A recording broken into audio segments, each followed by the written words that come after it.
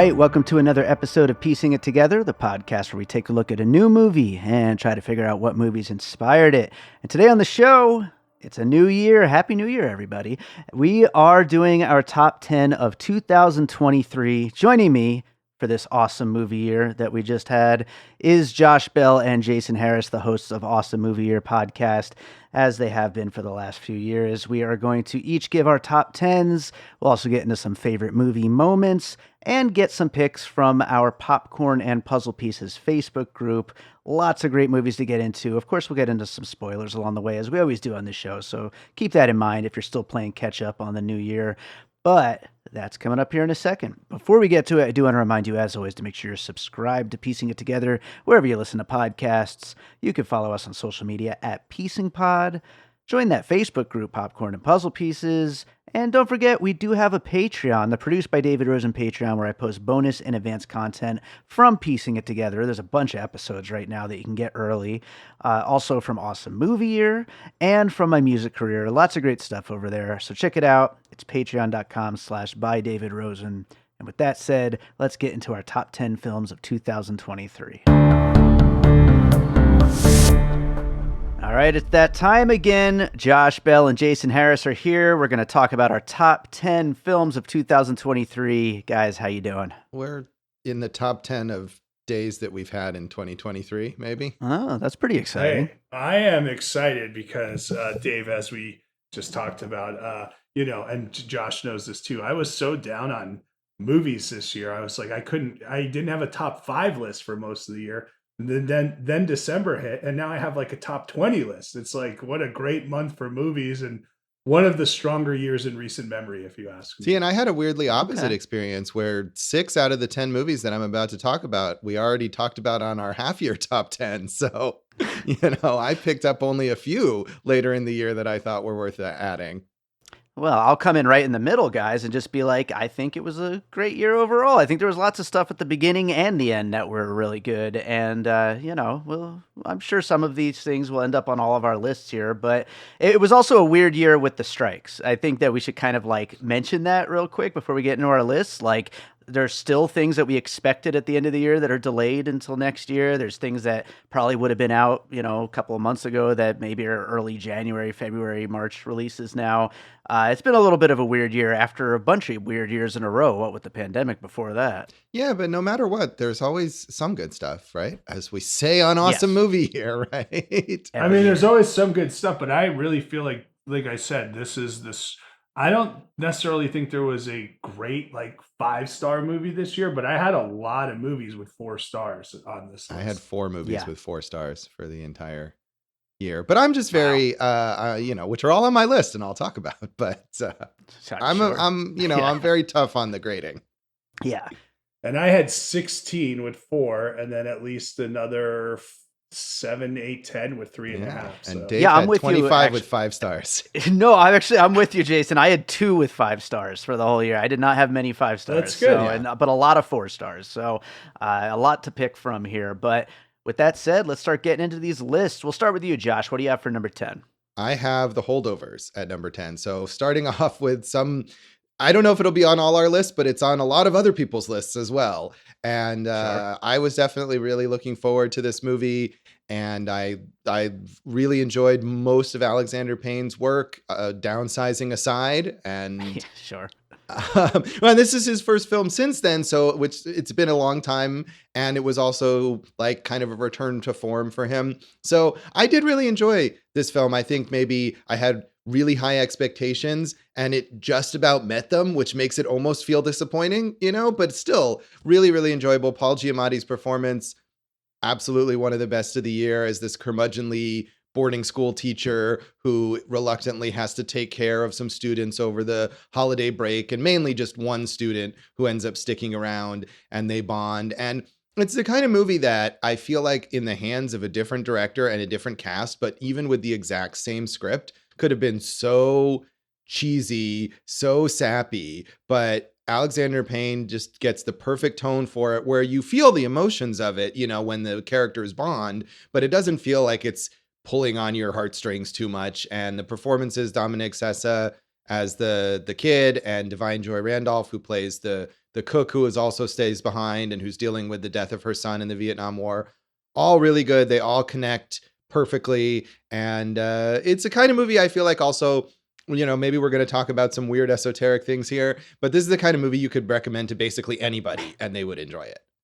Yeah, I wrote down the same thing because it will end up on my list later on. But yeah, this is the one movie on my list as well where it's just like practically anybody is going to like it if you recommend it to them.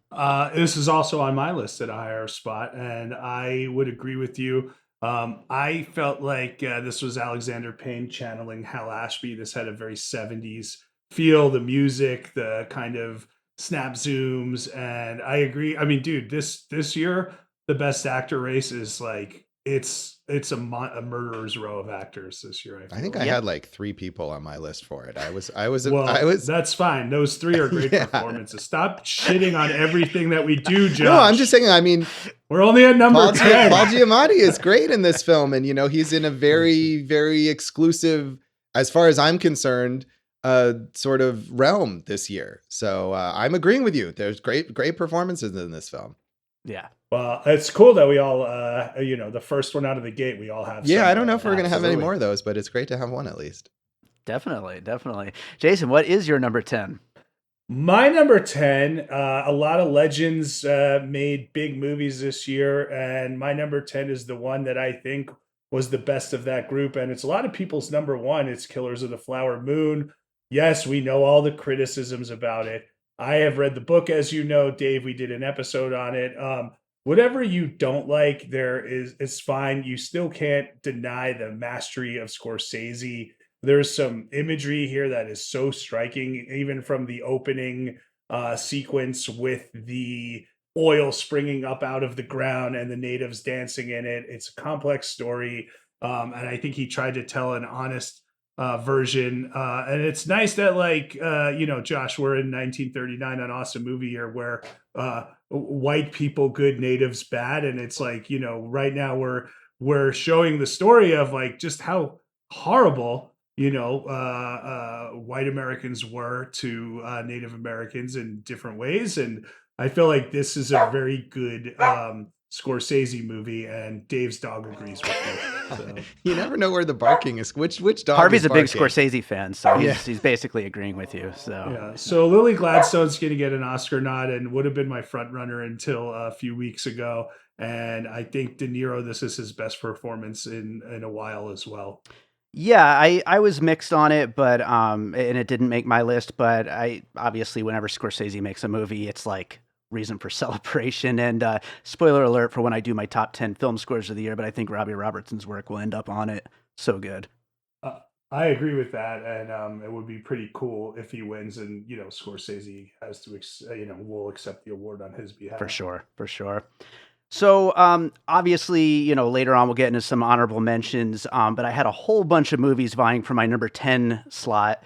And I decided, almost in a tiebreaker type situation, I pushed them all to honorable mentions. And instead, I found a slot for Taylor Swift's Eras Tour as my number 10 here. Oh, thank goodness, Dave. That's so important as a film. We're so excited for this. I am telling you right here. Hey, speaking of Robbie Robertson, and obviously there's other movies that people would consider. This is like the best concert film I've ever seen in my life, quite frankly. And it's a pop star at the height of her powers being captured on film perfectly. And I sat there in the theater just unable to believe how good this was.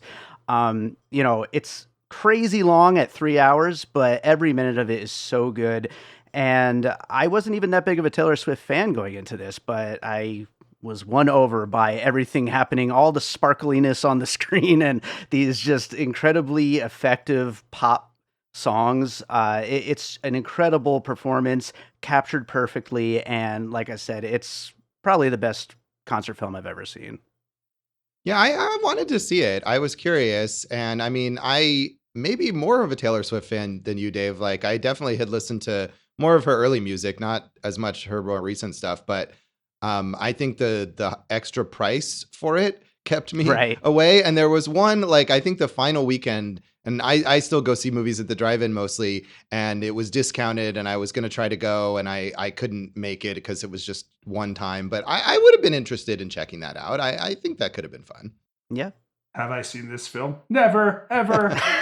That's a Taylor Swift. Yeah. Very good, Jason. Very good. Look, I don't mind Taylor Swift, the pop star. I am over Taylor Swift, the manufactured, everything is carefully crafted celebrity. I don't need the NFL cutting to her every time Travis Kelce makes a catch. Let's there's a thing of too much here, right? It's just too much. And she's clearly talented enough where she doesn't need to keep, shoving this down our throats. So I had no interest in it, but if my daughter wants to watch it one day, I will. I can't wait for that to happen. Josh, let's go to your number 9. All right. My number 9 is a movie that I think I had on my list, my half-year list, and then it had kind of bumped down, and then I ended up watching it again for a piece that I was writing, and I bumped it back up because I really was even more impressed with it a second time. And I usually don't watch movies again. It was only for that article, but I'm glad I watched it again. And that is Birth, Rebirth from director and co-writer Laura Moss. And I watched it because it was one of 3 movies this year that kind of offer this feminist take on the Frankenstein story, along with Poor Things, which of course is the one that got a lot of attention, and another film called The Angry Black Girl and Her Monster, which is not quite as good as these other ones. And I like Poor Things a lot, but I like this one a lot more. I think it's way more serious and more intense. It's certainly a smaller scale film. It's got excellent performances from Marin Ireland, who has had a great year. We'll talk about her again, or I will at least later on. And Judy Reyes, who I think people still just know from Scrubs, but she is so good in this film as this a nurse, a mother who loses her daughter, and Marin Ireland plays this pathologist who is basically the Dr. Frankenstein figure who brings this little girl back to life. And it's about their sort of weird dynamic. It's about how far would you go to sort of, save your child and what is necessary. And it's really gruesome and brutal and intense at times and hard to watch, but incredibly well acted. And I feel like it's been a bit underrated this year. And I even underrated it myself. Maybe I liked it and then it kind of faded. And then I watched it again and I realized, hey, this is really good. Yeah, I saw your review of it and it sounds great. I have not seen it. Like you said, it's kind of underrated. Like I feel like no one's talking about it except for your piece, but I'd like to check it out though. It sounds great. What if we reanimate Taylor Swift one day? I feel like she's very animated already, right? Isn't she? Isn't that one of your complaints? Maybe she wants to get that next level and reanimate herself. Who knows? I haven't seen it. Sounds good, right. Josh. Jason, what do you got at number 9? Number 9 was the last movie I watched this year, and it was a perfect way to go out. And this is what I mean about how good this movie year is. Like, this could have been number 3. This could have been number 1. It's a great movie. Cord Jefferson's American Fiction. I have a number of first-time directors on this list, which is exciting. I love this movie. Jeffrey Wright, you mentioned Giamatti as for the best actor. Jeffrey Wright's going to be there too, and he deserves to be. He's an amazing performance. I think this is, where we talk about The Holdovers as a 70s throwback. This is a real indie 90s throwback, right? And it has this kind of real honest family drama, which could have been too much, but they do it in such an honest way. All the performers, Sterling K. Brown, Tracy Ellis Ross, Leslie Uggams, just great in here. And those 2 side characters, the family's maid and the old kind of beach cop. And hey, Erica Alexander, living single, way to bring it, right? So I love that part. And the other part, which is about this author who feels like his stories aren't getting credit because they're not quote unquote Black enough in what white America or any part of America, Black America thinks the Black story should be, I think is just great. And I know we've seen a lot of kind of movies, or at least one other that I'm thinking might be on Dave's list, dealing with like fame and satire and what this means. And I think this just does it so well.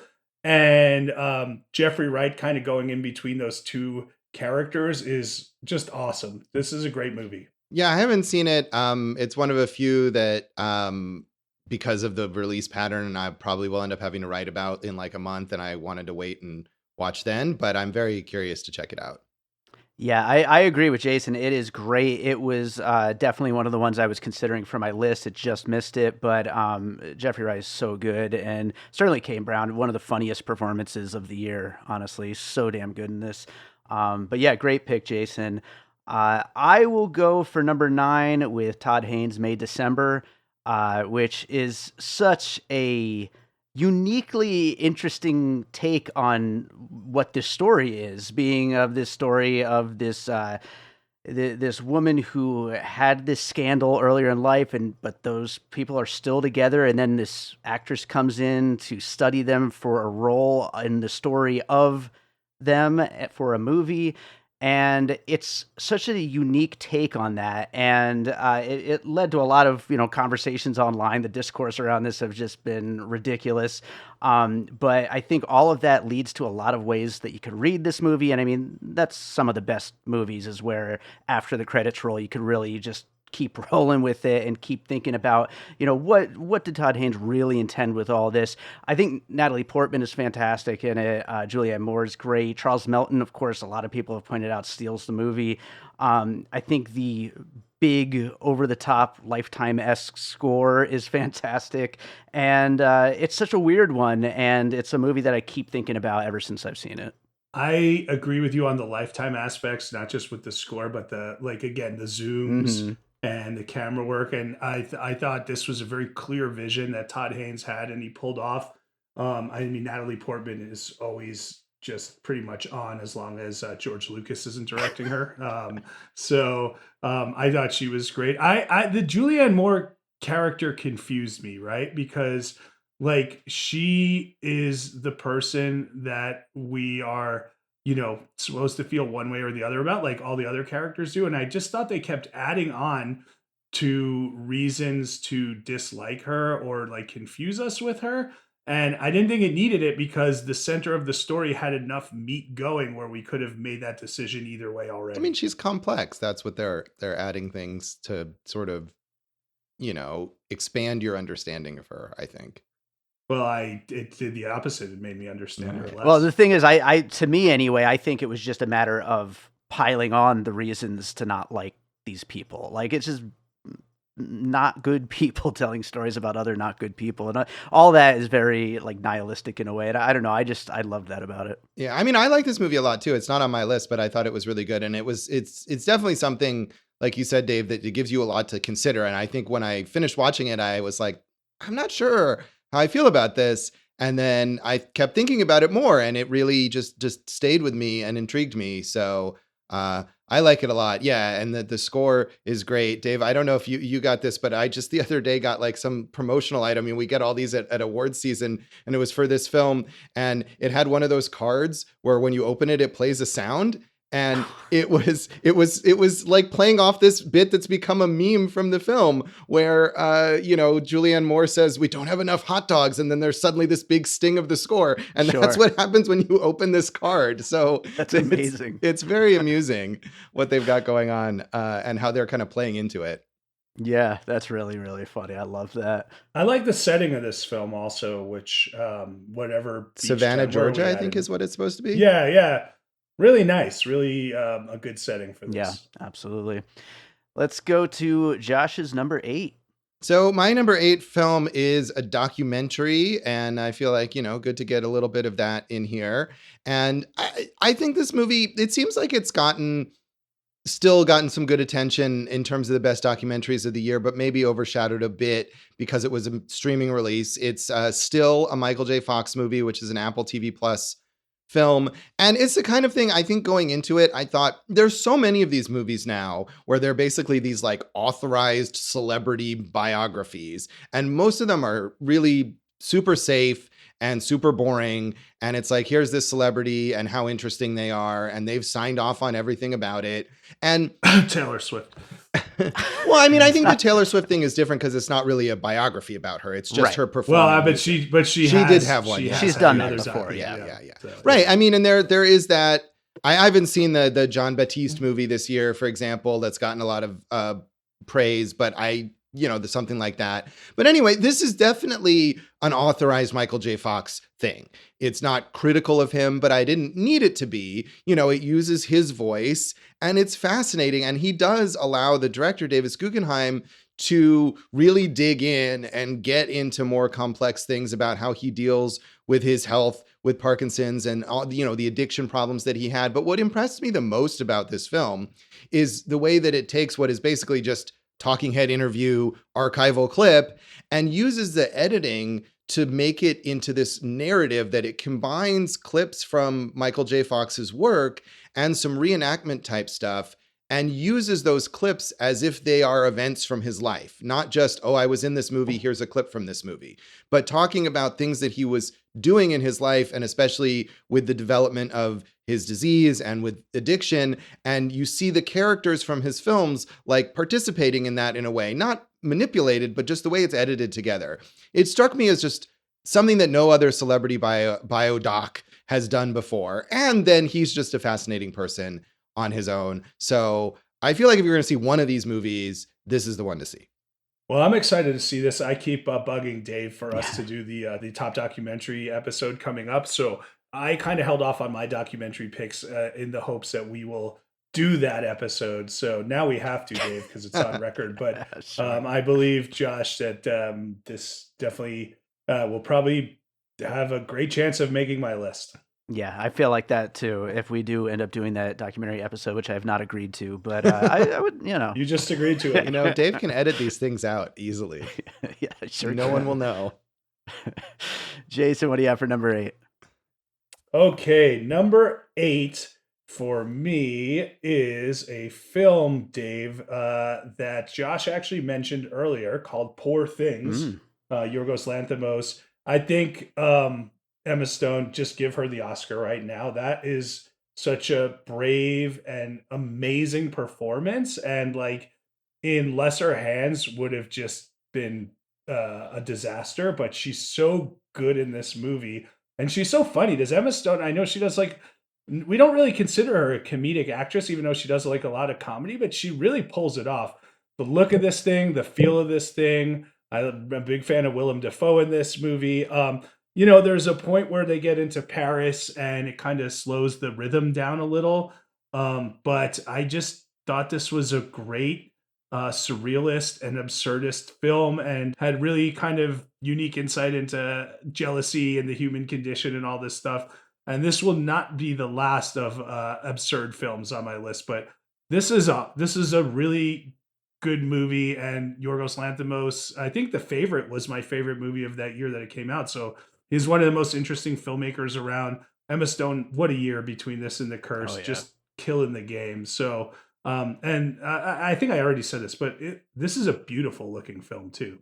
Yeah, no, absolutely. It's going to end up on my list later on. I agree with everything you said pretty much. Yeah, it's not on my list, but I did think it was very good, and I agree with you that the look of it is amazing. And I'm some Yorgos Lanthimos movies I have really not cared for, but I think working with, and I forget the name, the writer, I think it's Tony McNamara, who wrote this and wrote The Favorite, has really been, to me, the perfect combination for him versus writing his own material. And Emma Stone is fantastic, and I enjoyed this film a lot too. Maybe the dance scene of the year. You know what? That's interesting. Well, I have some dance related content that I'm planning to talk about later. Yeah, between the dance scene and the the sex scenes, maybe. Maybe that might possible. be. Yeah. I'll go with my number 8, which is a movie Josh and I covered here on the podcast. It's No One Will Save You, which is a movie I kind of had no interest in when it was first announced. First of all, Caitlin Dever, I was not really a big fan of Booksmart. I also didn't know Brian Duffield's other work. And so just the idea of like a sci-fi streaming movie that just kind of came out of nowhere. I don't know if this is going to be anything. And then I watched it and was just totally blown away. I talked about it at length on the episode, how much I liked it. One thing I've noticed like in, the preceding months since then is like how much everybody kind of got hung up, I feel like, on the, oh, cool, she never talks through this whole thing. Like, to me, that was like one of the least interesting things about it. To me, it was all about this person who just so swiftly deals with an alien invasion, but is so put off by her neighbors and all the like regular normal people in her life. And to me, I love that. I love that juxtaposition of it. It's a real movie for introverts and people who just want to be left alone. And I think it's a great movie that does a lot of really unexpected things, and Caitlin Dever is great in it. Yeah, I agree. I mean, as we talked about on the episode, I liked it a lot, and it's right below. I think I have it as number 14 on my Mhm. little expanded list that I've been keeping. So I'm with you, Dave. I thought that movie was great, and definitely, like you said, kind of a surprise, out of nowhere, brilliant kind of thing. Right on. Well, these are the nice things about, we all saw this on Hulu, Yeah. right? Yeah. And yeah, so I didn't love Spontaneous. Yeah, I didn't thought it was all either. right. And I thought this one was all right. I think it's good. I thought this one, again, the style actually, worked and added to it. And I didn't mind the silent aspect of it. Caitlin Devers holds up her. And I just thought it didn't go all the way for me, but it was good. I'm glad I watched it. Right on. Right on. Josh, number 7. My number 7 pick is How to Blow Up a Pipeline, which came out early in the year, but it wasn't, I hadn't seen it, when we did our little half year thing. And I'm really glad I caught up with it because it got huge acclaim, I feel like, when it came out. And then it wasn't one of these movies that really was as much in the conversation awards wise later on, but it really should be. It's like one of the most tense, suspenseful movies that you'll see this year. And Daniel Goldhaber, who's the director and the co-writer, takes a nonfiction book about environmental activism and the need for like direct action, which could have been a really dry, social issue documentary that would not have reached anybody except people who are already like on board with this message. And he smartly adapts it into this like heist movie, which again is super engaging, suspenseful, has a lot of really interesting characters. It's well acted. It's shot really, really well on like 16 millimeter film. It's got a great score. And even if you think these people are nuts and wrong, you can still get super immersed in just the putting together the plan and how things go wrong and what might happen and the way that it's structured with these flashbacks. But it also clearly tells you like, why are these characters doing this and why is this important, and gives you the message that presumably is in the book. So just a really, really like an entertaining movie, the best kind of movie, I think, with a social message, because it's entertaining from beginning to end. It never like stops to be like, now let us tell you about why this is important. It just integrates that the whole time. And it's really, really good. So this is higher on my list than whatever number you were at right now, 7, Yeah, I guess, yeah. right? So I love this movie. Goldhaber and the star Ariella Bearer wrote this together with Jordan Scholl, I guess. But yeah, everything that you said, like I don't know how they made this jump from the book to this, but they knocked it out of the park. This movie's awesome. Agreed. Right on. This is actually one of the ones that I didn't get a chance to get to before the end of the year. I wanted to. So since you both have it, I definitely gonna have to catch up on this. Yeah. So right on. Jason, what do you have number 7? Number 7, I don't really love the superhero movies. I think we're finally all getting that fatigue, which I've had for years. But I do have one on my list, and it might not be the one you're thinking of, but it was acclaimed and it was a big hit. It was Guardians of the Galaxy Volume 3. I thought James Gunn totally stuck the landing on this thing. It's a full story that is now complete. I'm good with it. I know they're going to make more, but we don't need to. We could just move on from it. And, I know Bradley Cooper having a huge year with this and Maestro, but Dave Bautista just, you know what? He would be in my best actor category this year. And we'll save that a little later for our maybe moments of the year. But I just really love this movie. This is a fun popcorn, maybe the best popcorn movie of the year, and just nailed it. I think it's a great trilogy, and this was a great way to end it. Yeah, I had this on my list at the midway point of the top 10 of this year, and it just misses it. It's just below top 10, but it's great. I'm just really curious, which one would you have expected us to have picked of other superhero movies? Spider-Man. Oh, Spider-Man. yeah, of course. So. That makes sense. Yeah, I this was fine, I guess. I don't know. I'm in a weird position where like this movie that people really love, I'm like, oh, it was all right. And the other Marvel movies that came out this year that people seem to hate, like Ant-Man and the Marvels, I thought they were also equally all right. So I don't know. My fatigue is just sort of a neutrality on these things, I guess. Which is fair enough. I mean, you get beaten over the head enough. Yeah. It's like, Yeah, I mean, you can feel that way about all of them. I think this one exceeded what so many of the other superhero movies, and Spider-Man did also. But I just think, yeah, this really he did a great job, and wait till he revives DC. Yeah, we'll see about that. we all can't wait. We'll DC about that. Thank you. My number 7 is a little movie called Barbie from director Greta Gerwig, which, obviously could have been a total mess. There's a million ways this could have went wrong, but it absolutely did not. It's obviously the biggest movie of the year, and I had a lot of fun with it. I think Margot Robbie is so much fun in the role. Ryan Gosling, of course, is just hilarious. The production design, the songs, the dance sequences, just all the stuff that goes on. It's just such a fun movie from beginning to end. I don't think it's perfect by a long shot. Like, I think a lot of the Will Ferrell stuff and the Mattel stuff kind of falls a little flat, but overall it's just such a good time. And a little bit of enjoyment of these movies does come from the surrounding aspects. And I mean, as far as memes, as far as impact on the world of movie watching, I mean, it's such a big thing for what 2023 was as far as movies are concerned. So jumping on that point, I was kind of hoping with all the Barbenheimer hype dying down that it might get a reevaluation on some fronts, because I liked it, but I am by no means on the rah train. This is one of the best things of the year. I'm all good with Margot Robbie getting Best Actress nomination, and she deserves it. She's great in this movie, and I think Gosling will get the supporting actor nod. I agree with you. Production design's great, some smart jokes, but then also some stuff, with Gerwig and Baumbach, who are some of the best writers around, that just fell flat for me. I'm just kind of, as Josh was saying on Guardians, I'm just kind of that was fine. Mm-hmm. I saw it. It was good. I can have the conversation about it. I didn't dislike it, but by no means is this in anywhere near the top for me. Yeah, I mean, it's not on my top 10 list either, but I think I liked it more than Jason did. And I was thoroughly entertained by this. And it's one of those movies that even if you see it opening weekend, there was so much hype by that point that it's easy to end up disappointed. And I liked it more than Oppenheimer, definitely. So I enjoyed it. So I will say, I think my favorite memes of the year, though, were for Jesse Plemons and Killers of the Flower Moon.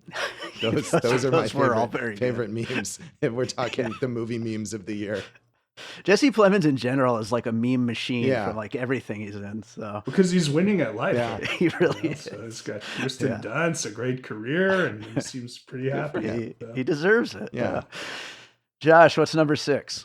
Number 6 is You Hurt My Feelings, Nicole Holofcener's sort of low-key comedy with Julia Louis-Dreyfus. And this is a movie that is, you could argue, not about much of anything at all, appropriately for Julia Louis-Dreyfus, a movie about nothing. But it's just such a well-observed little story. And this is what Nicole Holofcener does really well. And this isn't necessarily my favorite of her films. I mean, I've had other films of hers, I think, higher on my top 10 lists in past years, but every little interaction between these characters is just so perfectly observed.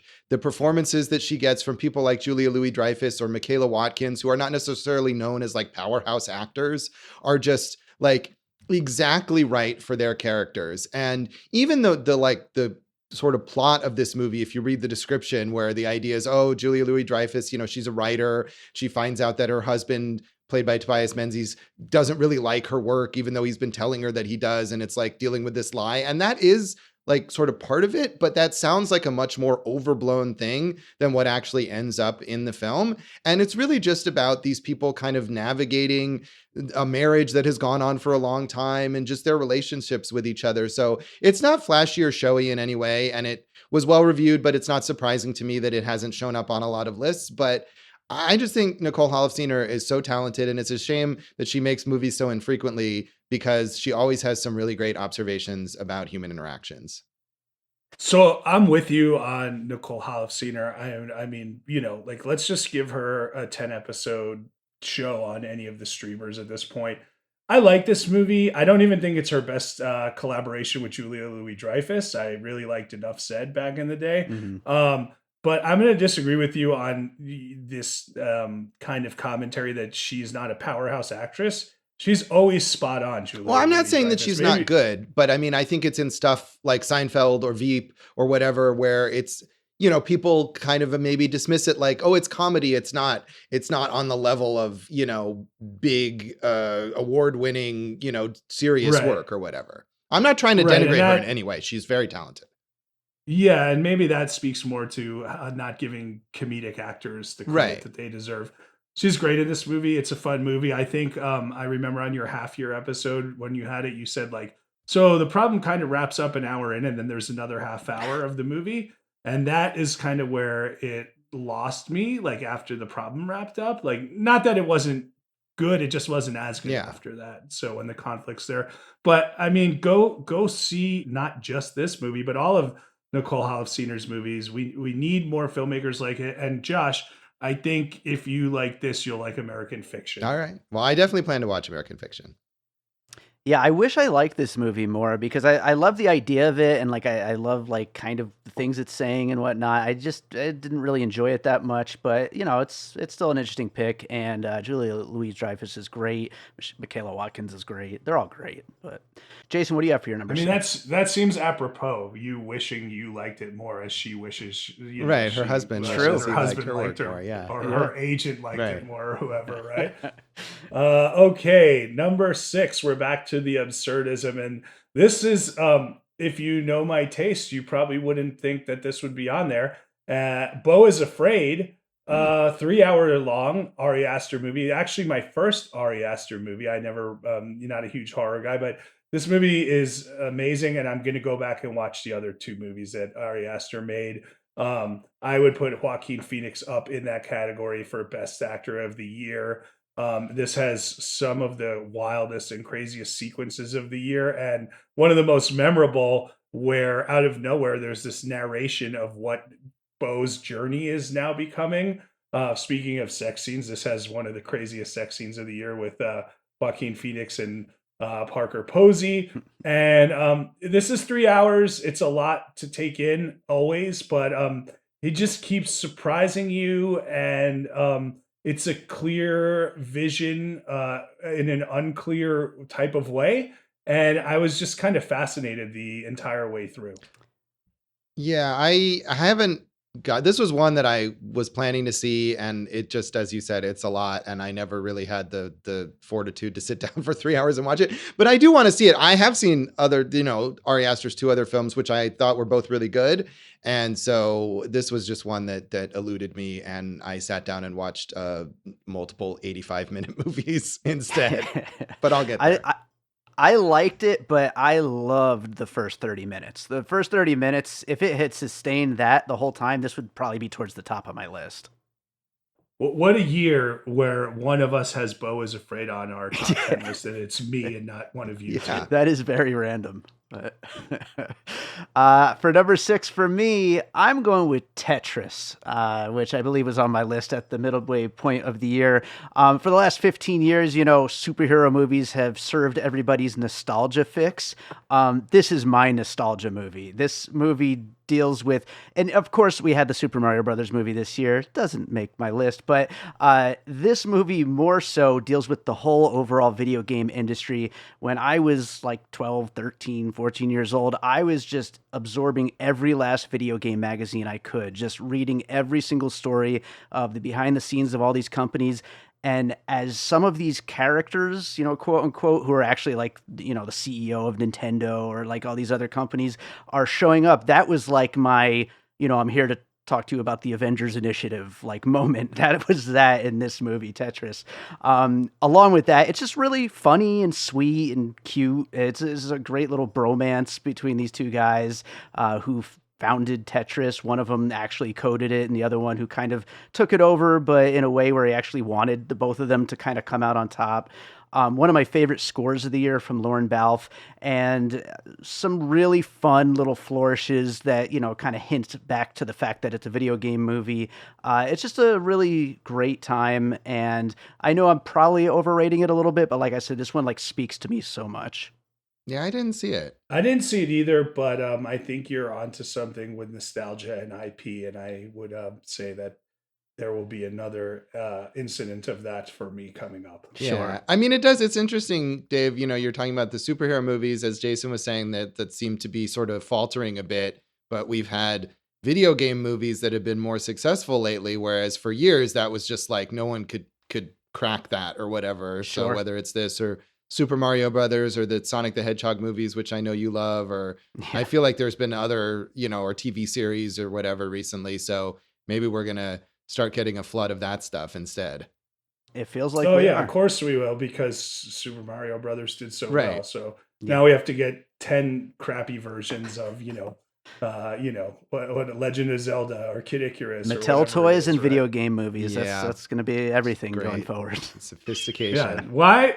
Right. The idea of like, hey, instead of let's do it, this was an original thing, and that's why it did well. So let's find the next original thing to do well. Let's just do a derivative of the original thing that did well. What a until we silly run idea, it off the Jason. tracks. Yeah, no. Silly. You're talking silly. Josh, what's your number 5? My number 5 is Celine Song's Past Lives, which, you know, talking again about sort of small scale stories. I mean, this has a bigger sweep because it takes place over the course of like 25 years or whatever, but it's really just about the relationships among 3 people. Greta Lee is so good in this. You know, this is another movie that was kind of from earlier in the year, and it seemed like when it came out, all these people are like, Greta Lee Oscar nomination. And I don't know if she's got that momentum still, but she should, because she's so good here as this woman who is dealing with, and I feel like one of my favorite subjects for movies like this is, you know, the idea of regret. Like she moved away from her childhood crush in circumstances out of her hands, and her life went in a certain way, and then this person comes back into her life, and it's like, what could have been? Should I have done this? Should I have done that? You know, how would my life have gone if I did something else instead? And it's regret, but it's also just this sort of like understanding of like, hey, I went in this other direction, and I'm okay with that. I understand that now. And you really get a sense of all 3 of these main characters. And there's one of the best scenes of the year in this film with her and John Magaro, who plays her husband that she eventually marries. And they're lying in bed together after she's reconnected again with her childhood crush, and sort of discussing their relationship in this very frank, very healthy way. And he's a great character too, because he's sort of like in this position of like, what do I tell her? Like, what do I say to her? And do I, you know, try to control her? Or, you know, how do I make sure that our relationship is strong without, you know, pushing her away? And it's just, you know, one of the best depictions, I think, of good communication in a relationship. So a really good film with excellent performances. I'm excited to see what Celine Song does next. I think someone I saw recently joking on Twitter about, you know, Celine Song's superhero movie or something. So hopefully that's not where Right. she's going, because it's a great Maybe debut. she could do Eternals too, Right, right? exactly. So, God. 'cause that's what we did with Chloe Zhao. Now we have to take all these independent voices Yeah. and ruin them. So Josh, yet again, you have jumped the gun on my list. This is further up on my list. I did want to mention Teo Yu, who plays that the adult version of the childhood crush who comes back into her life. All 3 of these actors just great. And yes, if we don't nominate Greta Lee for Best Actress, what are we Right. doing? She's Yeah. so good in this Yeah. movie. Yeah, totally agree. Didn't quite make my top 10, but it's just below, and it's great. So great pick. Jason, what do you have for your number 5? Okay, so number 5. So, you know, as you know, guys, I'm a busy guy. I got a lot of stuff going on. Number here. 5 So- is BattleBots Showdown. no. But the point is, like, I sometimes, or oftentimes, especially at the end of the year when I'm trying to catch up on everything, I don't get to just sit and watch a movie for 2 hours at a time. I have to watch it in segments, right? And it's an interesting way of watching movies, because like sometimes you start with something and watch like 45 minutes and it's like, oh, this is really good. And then you come back and you're like, well, this just didn't sustain any of the momentum, right? But my number 5 pick, I watched in segments, and it sustained all the momentum all the way through. And I kind of love this movie. It's Blackberry, and I know a lot of people are big fans of it. Glenn Howerton, you got to give him, in my estimation, I know Josh hated him in this movie, but I give him a supporting actor nod. I thought this is Jay Baruchel's best work in a while, and it's Mike Johnson. Is that the I think it's director of Matt this guy? Johnson. Matt Johnson, Yeah. who made all these kind of crazy, wild, low budget movies that I would like to see now. I just thought he nailed this. He nailed the soundtrack, the look of it. It felt of the aughts, the 2000s, and I just these kind of business intellectual property movies that we're talking about. You mentioned Tetris, Air. They kind of are tough to sustain for the entire run of it, and this was awesome. I want to watch this again. It's a great movie. Yeah, I'm like the only person who didn't like this movie, and Haha, you are the worst. And you're right. I think Glenn Howerton is funny. I mean, I haven't watched It's Always Sunny in Philadelphia in years, but he was funny on that. But I thought that character was so grating, and he's meant to be this very abrasive guy, but to me, not in a believable way. I don't know. I'm this lone voice here, but I just found this movie unpleasant to watch. I didn't think it was a good way to tell the true story, but everyone loves it. And, it's interesting you talked about watching it in segments, because I know it's also, like, for whatever weird, like, contractual reason, available as a 3-part miniseries on AMC Plus, I think. And so maybe, in a way was designed to possibly be watched in segments as well. Yeah, I just wanted to take issue with you saying you didn't find him believable in that way. Like, yeah, there are plenty of egomaniac asshole businessmen who are just so full of themselves and don't think that anything will ever come back to haunt them, right? Yeah. And he treats everyone the way he treats them, and I think it's also clear why he does the things that he does, which is like we were talking about some other movies, not always the case, but yeah, I was so impressed with this movie. Yeah. I loved it. It's like 11 or 12 for me. It's great. I agree with everything you said about it, Jason. Haha, Josh. No, hey, you guys everyone's on your side, it seems like. And I didn't hate it enough to, sometimes there's like highly acclaimed movies where I think, what is wrong with everyone who liked this? And I didn't feel that way about this. It just was definitely not for me. You'll feel that way about my number 2, but Oh, anyway, yeah. I think I'm not the only one who feels that way about that. Yes, We all know absolutely. what we're treading there. Yeah, But- speaking of It's Always Sunny, but Dave, just to correct you, Josh said highly acclaimed movies. Oh, yeah, So sure. it's not going That's to true. fit That's your true. number 2. My number 5, we've already talked about. It's The Holdovers. Just like I said, it's just such an enjoyable movie. So sweet, so funny. I could picture watching this many times in the future.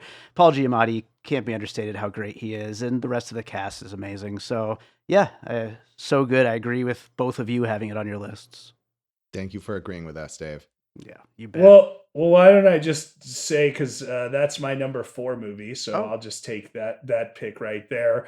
Yeah, Giamatti, if he wins Best Actor, I'm all for that. I think a lot of the times, Josh, you mentioned that Alexander Payne did not write this movie, and we're used to seeing a lot of films that he did write and direct.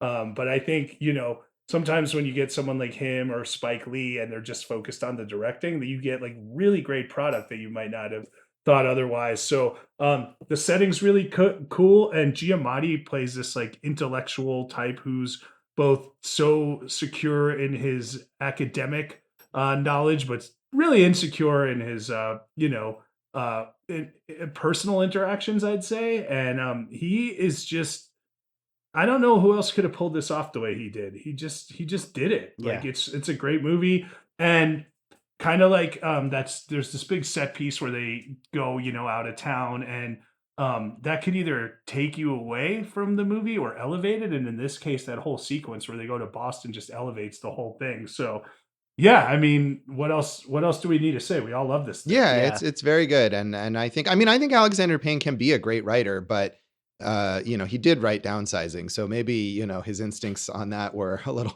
questionable, and it was good to find this. But like I said before, the other thing is that I could easily have seen this script becoming a bad movie. So his participation in it is what is key to making the writing work. Yeah, sure. Absolutely. Yeah, I mean, there's at one point where they play Cat Stevens, and it's just like, I mean, I really feel like it's akin to Harold and Maude without the love affair, right? Because you have this older and this younger type. That and would they have been have an to interesting, coexist different and everything. direction for it to take. No, I don't want No, it to I don't take that either. direction. I just feel like this is like a total throwback, and it's so hard to pull off, and he does Yeah. it. This is, like I said, the Hal Ashby 1970s movie, right? Yeah, Yeah, definitely. No, for sure. Well, Josh, what do you have for number 4? So my number 4 is an episode, Dave, that you and I or a movie that you and I recently recorded a Piecing It Together episode about, which I don't know if that's out yet, but it's Eileen from director William Oldroyd, who, like Nicole Holofcener, should get to make movies more often. This is only his second film, and his first was 7 years ago, Lady Macbeth. And this is just such a fascinating movie. I had never read the book that it's based on by Ottessa Moshfegh, so I didn't know exactly where it's going. And if you don't know, you will not guess where this film is headed. But even before it takes this crazy twist, I thought it was a fascinating sort of relationship portrayal with Thomasin McKenzie and Anne Hathaway, who are both excellent in this 1960s Massachusetts setting. They both work at this like boys' prison, and they have this magnetic pull where they're drawn to each other. And it's sort of tense even before you get to the more pulpy elements of it, let's say. But because there's this sexual tension and you don't know in this time period what can they or can't they do, and they have to kind of navigate it. And there's another movie that has one of the best dance scenes of the year as these two characters go to a bar together, and Anne Hathaway's character kind of pushes away all these men who are trying to pick them up, and they just dance together, and you really feel their connection. So all that stuff is great. And then it takes this crazy turn. And speaking of Marin Ireland from Birth Rebirth, basically has just one amazing scene in this movie where she delivers this like intense monologue, and it's fascinating. And she just shows up and does that and holds your attention the whole time. So really a movie that also a great score, great cinematography, a movie that does a lot of stuff that you don't expect, but does it all really well. Yeah, this is a good movie. I'm shocked that it has a theatrical release, because this is something that you see as a screener nowadays, or a screener, whatever, a streamer. So, but Josh, you mentioned Thomasin McKenzie. This was a really great year for, I think, actresses in their 20s putting on these like kind of risky. Here's another, there's a lot of sexual elements here, right? That she really goes for. But what I was saying is like there's Thomasin McKenzie in this. There's Kaylee Spaney in Priscilla. There's Phoebe Deniver in Fair Play, and there's Margaret Qualley in Sanctuary. And all these like young actresses are just like breaking out and showing like, man, we have some really great female stars of the future that are ready to go right now. I like this movie. And you're talking about the dance scene. The other thing I wanted to say is the soundtrack, the songs that they use in this movie are great too. Yeah. Oh, yeah. Yeah. And Shea Wiggum, bro. Shea also Wiggum's Shea always Wiggum, great. very, very good at playing very unpleasant people. And most of those people, those things that you just mentioned, those young actresses, I think I'll talk about. Not Fair Play, but Fair Play I thought was really good and could have been, toward, the latter part of a longer list. Very good film as well. Yeah, I loved Eileen as well. Definitely my top 20. Great movie. And yeah, that episode will be out soon. My number 4 is Poor Things, which Jason already brought up. Maybe my new favorite Yorgos Lanthimos film. I mean, it's so funny. It's so out there. The whole imaginative world that he paints that is like kind of mirroring her point of view of this like, distressed, weird point of view of the world. It's so just awesome the way that he puts this thing together. Of course she deserves, all of the awards that she'll get, but Mark Ruffalo is so funny in this. Willem Dafoe is so great. Everyone in it is awesome. The score is fantastic. And It's just one of the most unique. Which it's funny. Josh said that there's all these different female Frankenstein movies this year, but still it feels unique, even with other movies that are playing with that format. It's great, and it's interesting that it's doing so well. Like it seems like a lot of people who wouldn't otherwise see a movie this out there are seeing it and really enjoying it. So we keep talking about all the good things about it, but Let's I gotta talk about say, some of we the gotta- poor things about it. No, Oh, no, but I nice. mean, but like Gerard Carmichael does not hold up to the rest of this cast, does he? No, I mean, I agree. We talked about this, and yeah, he's a very weak link here. Yeah. So I just want to be honest and say these are the things that work, but I love the boat sequence. Otherwise, Watch me get a you know. 1-star Apple Podcast rating from Gerard Carmichael, who is listening to this and is like, "Fuck that guy!" Like, Only Dave would think that when we criticize a movie, that one of the celebrities in the movie would be listening to his podcast. only because it's a random like aside. But yeah. I'm just saying, like, because I had his movie on my top 10 list last year, and Yeah, even in that, I thought he was better, but I just don't think. I think he's more talented behind the camera. Like, let's move on from him as an actor. Fair enough. I watched that after our top 10 last year on the count of 3. It's pretty good. All right, Yeah, way to go. But this is a great movie. Yeah, so. for sure. I keep saying great movie. Well, we're talking about great movies, right? Isn't that the point of this yeah. episode?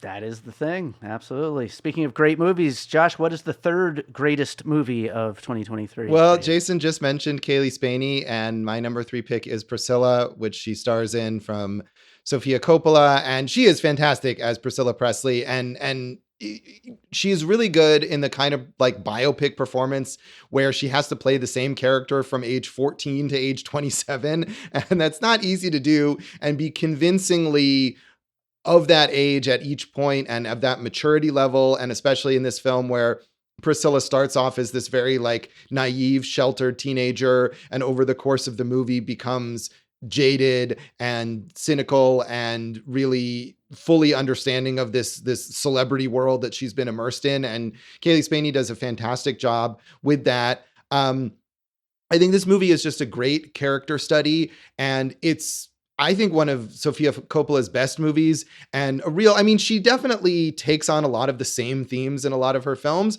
but, this distills a lot of that. You talk about like The Virgin Suicides or The Bling Ring or Somewhere or Marie Antoinette, all of these movies about like young women in this sort of trapping of privilege and how that can be a cage for them as well as a liberation for them. And this movie is all about that as well. You think that this woman, as she, gets all this wealth and fame, it just makes her life more constrained. And it looks beautiful. A great score, the costume design, the hair and makeup, the little details. I just was fascinated by it. And I don't always love Sofia Coppola's movies, but I feel like when I do, I really love them. And this is one of her best.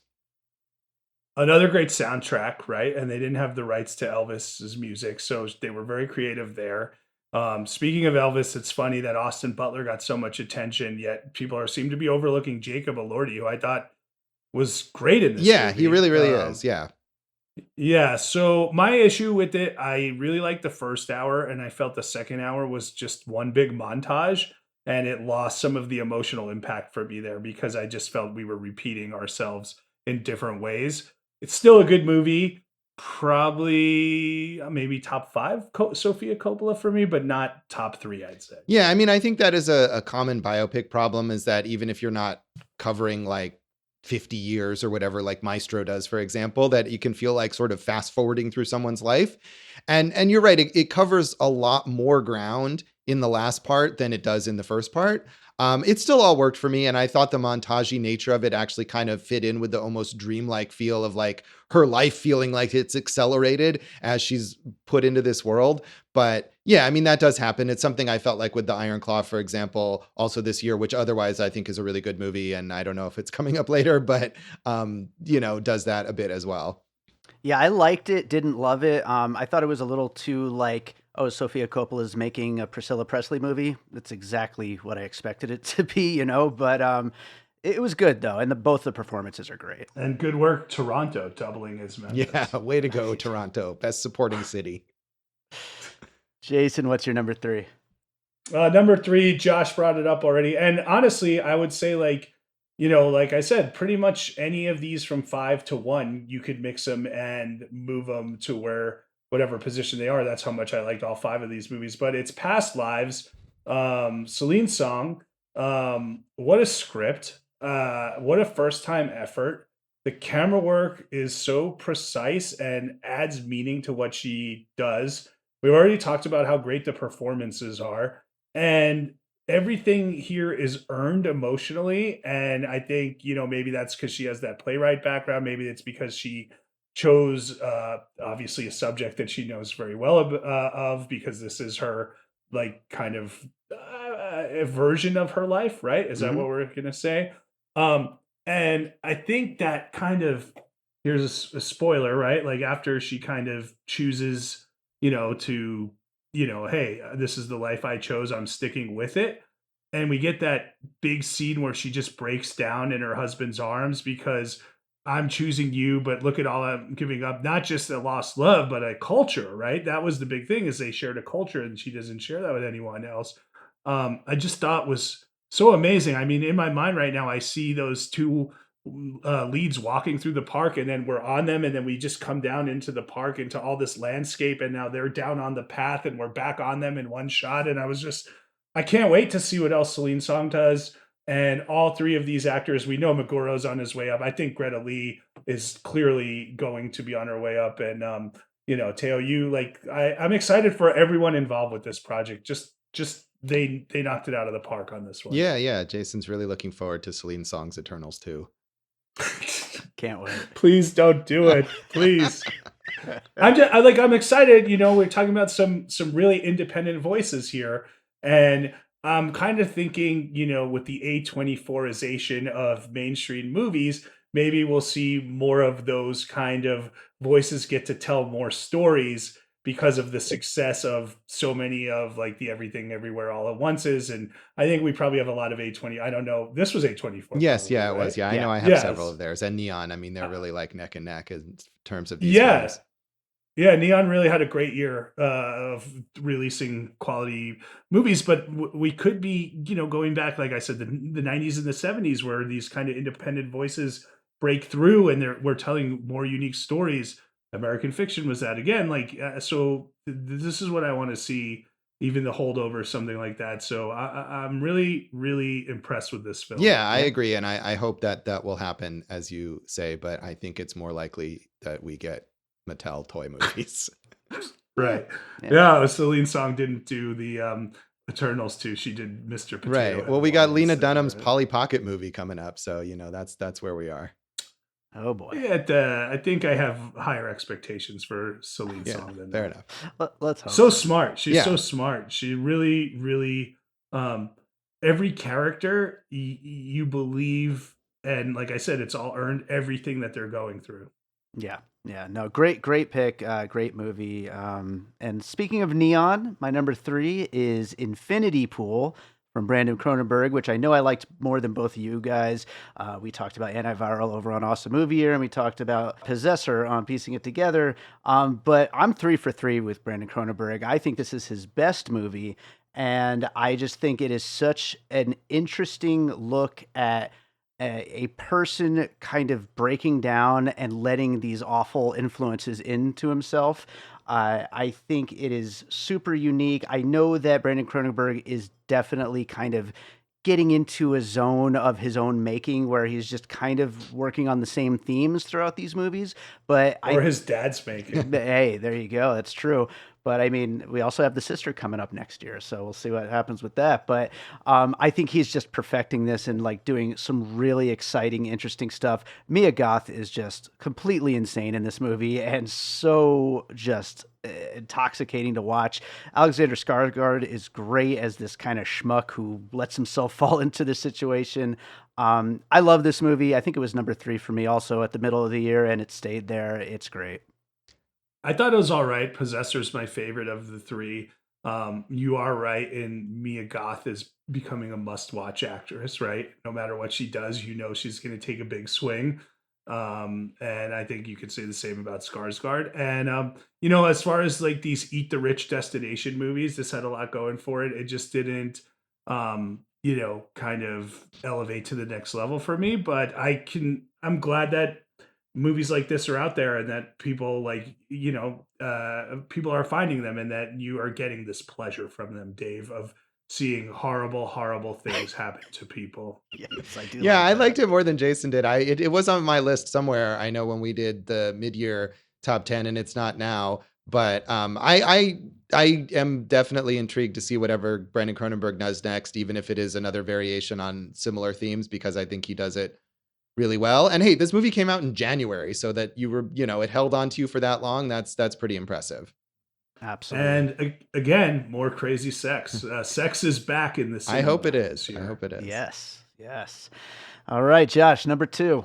Well, speaking of sex being back in the cinema, my number 2 is Sanctuary, which is a very sexually charged film. Just basically just two characters played by, as Jason mentioned earlier, Margaret Qualley, as well as Christopher Abbott, who was also in Poor Things, having a good year for him as well. And it's just this fascinating dynamic between these two characters, the dominatrix played by Margaret Qualley and Christopher Abbott's character, who's an heir to this like hotel empire and has decided that as he's going to take over this family business, he has to let go this woman that he's been seeing and sort of deny the sexual fetishes that he's been indulging with her. And over the course of this essentially almost real-time story, they kind of go back and forth in this power struggle, and they are constantly shifting in terms of who is in control and why, and what ways that they can use their power and what kinds of power that they have. And it seems like it's very tense at times,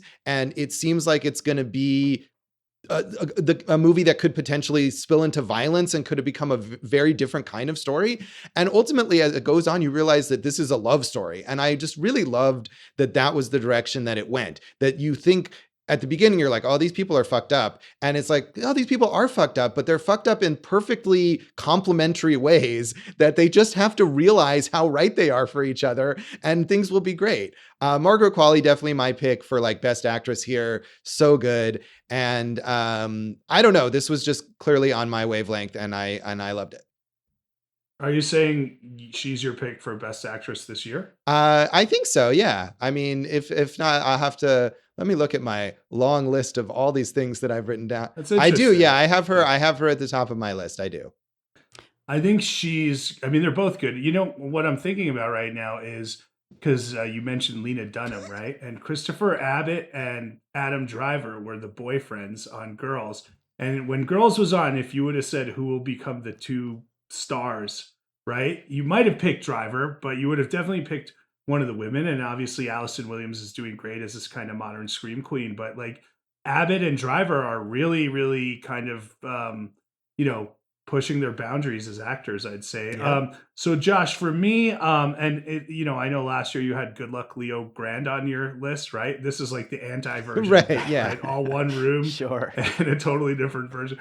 But the part that you loved is the part where it lost me, where we get an hour of the way through, and like you mentioned in Eileen, we get this crazy turn, and it works. Here, when we kind of get to the love story and the resolution of it, it did not work, as opposed to Fair Play, where I would say that did work for me. Yeah. And I mean, as I was saying before, I like Fair Play a lot, and it deals with some of these similar themes in a maybe more cynical way. But that was excellent too. I mean, if you liked that, I feel like that was more widely seen. Maybe if you saw Fair Play and you liked it, see Sanctuary. I think there's a lot of the similar stuff going on there. And I mean, this, you bring, the point is, right, Fair Play was a straight Netflix movie, Right. Came out on Netflix. This had a theatrical release before it hit Hulu, and you wonder about the visibility now of how these things get seen. Yeah. I mean, they all just kind of go into the void somewhere. Yeah, I really liked Sanctuary as well, Josh. And I don't remember if we mentioned this earlier when talking about Poor Things, but both of them in Poor Things, a little That's right. Margaret Qualley has like nothing to do in Poor Things. You could have. Oh, I think cut her she's great. character. Oh, is she? I didn't even realize she's the new. Yeah, new she's the Bella, new right? Bella Yeah. or whatever. Yeah. Okay. Yeah, that was kind of a I worthless didn't even character. realize that was Yeah. her. Yeah. So, yeah, no, great pick. Jason, what do you have next? Number 2, again, Josh has blown up my spot here. It's How to Blow Up a Pipeline, and talk about a movie that starts with a propulsion and can carry and sustain that energy all the way through. Man, I don't know. I don't know how they did this, how they made it, and how they ratcheted up the tension. Each of these characters, we have these kind of like Lost style flashbacks where like we're seeing them kind of planning the blowing up of the pipeline, and we're seeing how they got there. And that's so easy to take you out of the movie, but instead it just adds on. And all the stuff of the actual, plan to blow up the pipeline and how and why they do it, what works, what doesn't, and how different all these people are. Like, I don't know. I don't know how they pulled this off, and I kind of maybe would say the same thing about Blackberry, but this is such a great movie, and I'm so excited to kind of see what comes next from these actors and the filmmaker. Like, just yeah, watch this movie. It's on Hulu. Yeah, it is great. And like I was saying, I think this is one that I didn't see it. Both of us didn't see it till later, but it did come out earlier in the year and seems to have faded a bit from the conversation. But it is really good. And if you think like, oh, I don't want to watch some sort of activist movie or whatever, like, no, this is just a great suspense movie. This is one of the best thrillers that you'll see this year. Right. Yeah, that's what I would say it is. It's a thriller, and it has you tense from moment one all the way through. And Goldhaber has one other movie that I haven't seen, but yeah, I'm excited to see where he goes. Like, this is what's exciting, is all these kind of directors doing different things that we maybe weren't. He's mentioned Celine Song there. Like, I'm excited to see what all these people do next. I'm excited to watch it. My number 2 is a movie called Fool's Paradise. I see Josh already laughing over there. Look, I understand nobody else is going to have this on their top 10, but maybe on their top 10 worst films of the year. I feel like most top 10s. That's true. Yeah, you're definitely right. Let me quickly jump in. Forget top 10 worst films of the year. This was the worst movie I've seen this year. There you go. You need to see more bad movies, Jason, because there's a lot worse. Yeah, I know. There's a lot. I don't want to. If there's a lot worse than this, I don't want to see it. Look, I will just say, this movie to me, and like I get it, like I get like the general gist of it. It's it's a classic Hollywood kind of send up. It's a a Hollywood satire that maybe depending on who you ask is just regurgitating old ideas or whatever. I don't care about any of that. This is the funniest movie I've watched this year.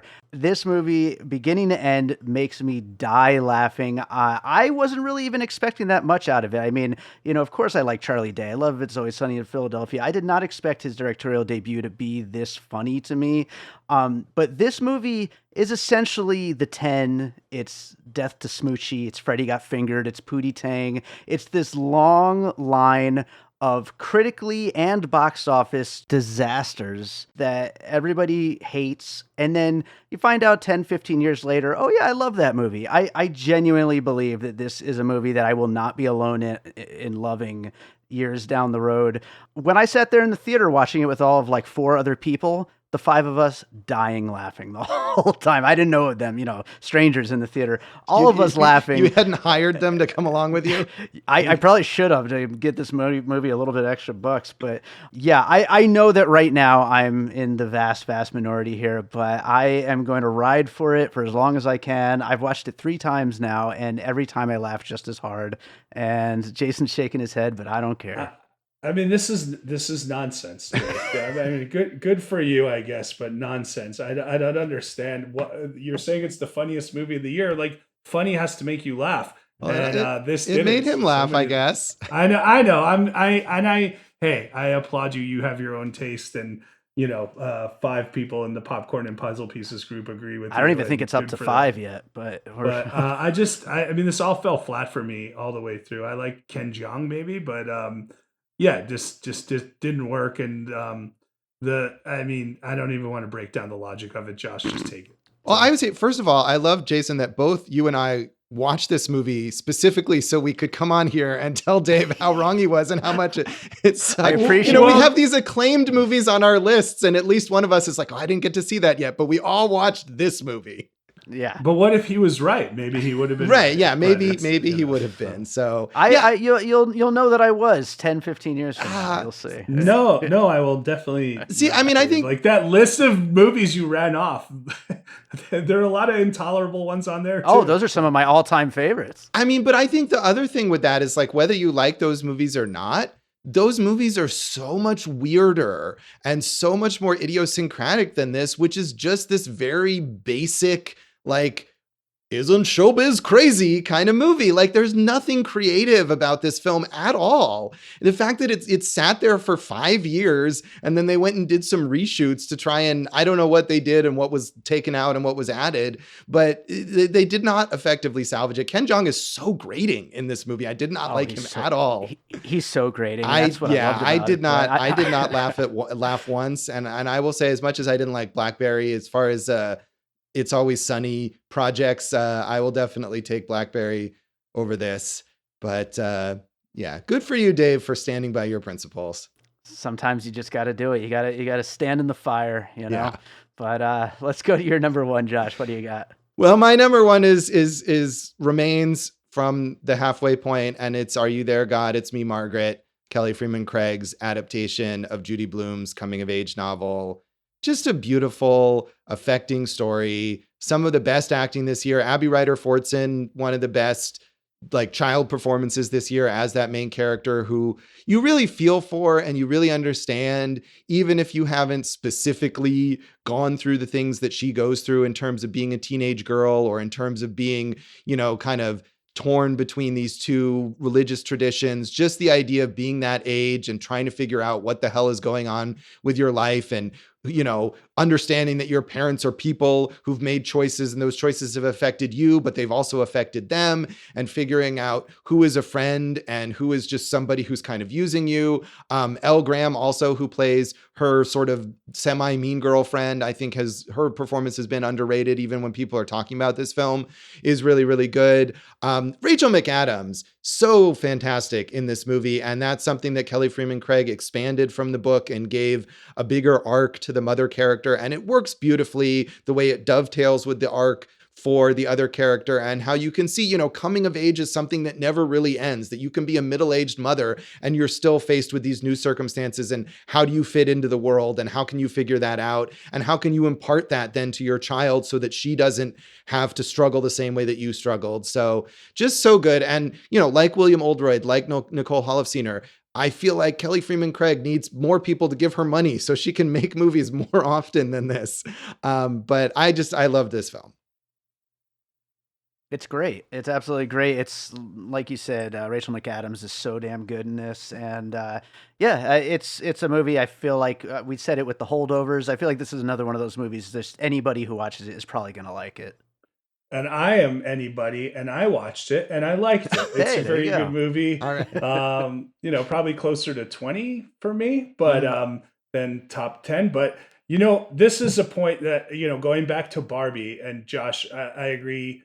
Rachel McAdams, let's give her, you know, at least an Academy Award supporting actress nod. But that character, as opposed to America Ferrera's character, is kind of, which I know got a lot of acclaim, but I felt like the America Ferrera character was one note. It was repeating the same thing over and over, and it just didn't affect me. Whereas this character, and that's not a knock on America Ferrera's performance, I just think it wasn't written as three-dimensionally as this character, which Rachel McAdams really does such a wonderful job with. And I think, you know, that's what I mean with clunkiness versus something that is really, really refined here. And yeah, this is a good movie. Yeah, I mean, I think that America Ferrera character, like almost all the characters in Barbie, is sort of like an archetype more than a person, and that's kind of what that movie is going for.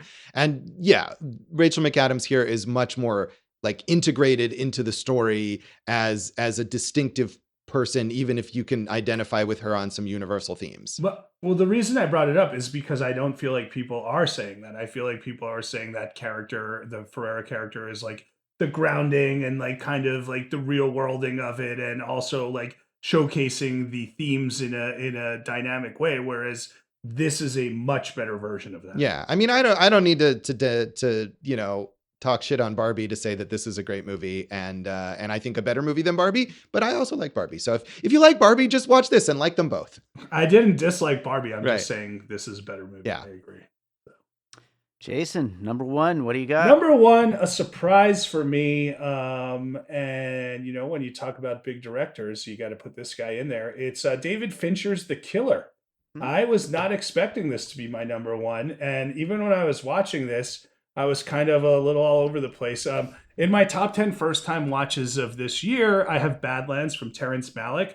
And that movie kind of blew me away because like I was like, how did he get so much narration in this? And it's kind of like moves the momentum forward. Usually when you get so much narration in a movie, it kind of takes away. But I compare that to this. I think the Fassbender character is with all the narration, it all works for me. I mean, that whole first sequence where he actually built the sets of the apartment so you can look from one to the next and kind of really use a tight space in dynamic ways. Nobody does that better than Fincher, I'd say, right? And you know, we get to the Tilda Swinton scene, which everyone has mentioned, kind of really showcases a different aspect of the character, of the story, and you know, Dave, I think you got to talk about the sound design and soundtrack. Obviously, I love, you know, the Smiths, but the sound design also where we hear him, you know, in different levels depending on where the action is taking place.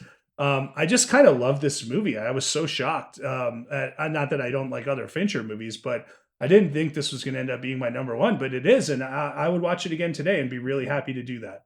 Yeah, you know, I was surprised. I feel like we've talked so much about movies that you've watched that you've liked, and I've heard you talk about basically I think all these movies that you mentioned, but I don't know if we ever discussed this one. So I'm surprised to hear that, but that's great. I wish I liked this movie as much as you did because I do love David Fincher and I was really excited for this film. And to me, it just felt like a sort of David Fincher light. I didn't feel really particularly engaged in the story or the character. And I can admire the meticulous way he puts things together, you know, like you mentioned that apartment set or whatever. And there's a couple moments, the Tilda Swinton scene that you talked about, she's great in this for like 10 minutes. She shows up and really steals the movie. And there's one great fight sequence in a house in Florida where it's all dark and is really exciting. But otherwise, it sort of didn't do as much for me as I hoped it would. Well, you just mentioned the whole movie. So, no, I mean, you know, another movie I could compare it to is Out of Sight, where like each segment, each city has its own feel and like kind of its own story that all kind of works to, you know, build the entire thing. And I think it effectively does that. And I'm okay with it, Josh. If it's not your favorite, that's okay, All buddy. right. Well, thank you. So, but yeah, no, I'm ready to watch it right now. So, see you later, guys. I liked it too. I didn't love it, but I liked it. Fassbender is just, you could so easily just spend 90 minutes with Fassbender. He's just so great. And yeah, I mean, you're right about the sound design. I mean, really incredible stuff with, you know, all that Smith's music and the Trent Reznor Atticus Ross score and, you know, everything, the way that they play with the sound. You know, it's a Fincher movie. It's meticulous in every aspect of that kind of stuff. So, you know, this is one I did not get to see on the big screen. I don't think many people did. And I think this is a movie that would have lended itself to that experience, but I'll take what I can get here. my number one is John Wick Chapter 4. And keep in mind, Chapter 3 is still my favorite of the series, but this is my favorite movie of the year. Chad Stahelski and Keanu Reeves just continually topping themselves as far as pulling off insane action sequences. This franchise, I get that some people, I believe Josh is one of those people, think that it should have stayed more of a, you know, contained, just yeah. revenge thriller and not gotten into all this stuff that it gets into, all the lore and all that stuff. I love all that. I think that it's taking this series, and yeah, it could have just stayed a simple kind of B movie throwback revenge thing, but it's taking it and just going as far over the top as it can possibly go. And I think they just keep raising the stakes each time in ways that are exciting and unexpected and funnier each time out.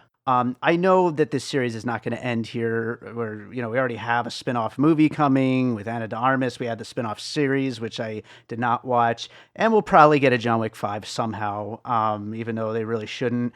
But as far as these first four movies, I love them so much, and I think that everything that's been added here is just incredibly fun additions to the mythos of this whole John Wick nonsense that they have built up, and I think that some of these sequences are some of the best things I saw in a movie theater this year.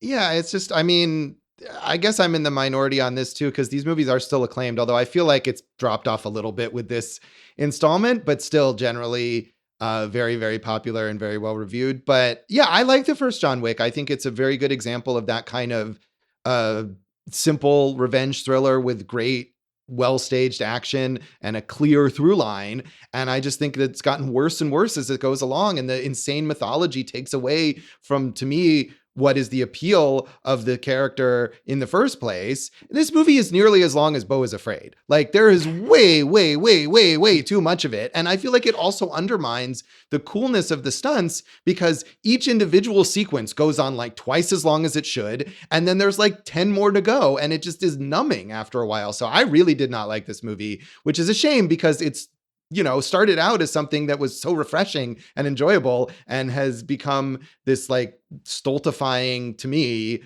just slog. So it's a shame. To me, it's disappointing where this has gone. Jason, am I right that you haven't seen these movies? I have not, but Dave, get back to me in a year and I'll have new opinions on them. But yeah, I don't know why I wouldn't have, because these are right up my alley. They really right? are. I mean, especially the first one is uh, 100% the kind of film that you always enjoy. all right, give me 1 year, fellas. Yeah. 1 year, and I will have John Wick thoughts for you. All right. Looking forward to it. Looking forward to it. So, honorable mentions. Let's get a few in there, and then we'll get to some favorite movie moments. But Josh, we'll start with you. Anything that like just missed your list that you wanted to bring up? Yeah, I mean, there's a few things that I talked about in the halfway episode that I still think are really good. Rye Lane, the romantic comedy yeah. that I know Jason liked a lot as well. Another great debut from an up-and-coming filmmaker, Rain Allen Miller, who I'm curious to see what she does next.